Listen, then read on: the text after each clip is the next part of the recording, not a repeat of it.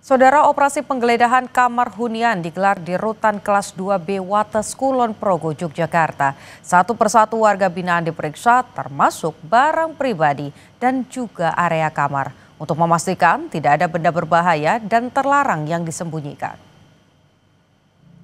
Dari hasil razia, petugas gabungan dari Rutan Wates Polres dan Kodim Kulon Progo tidak menemukan ponsel ataupun narkoba, saudara.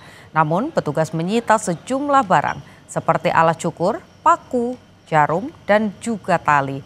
Razia ini merupakan bagian dari komitmen untuk menciptakan lingkungan pemasyarakatan yang bebas dari barang terlarang dan juga gangguan keamanan.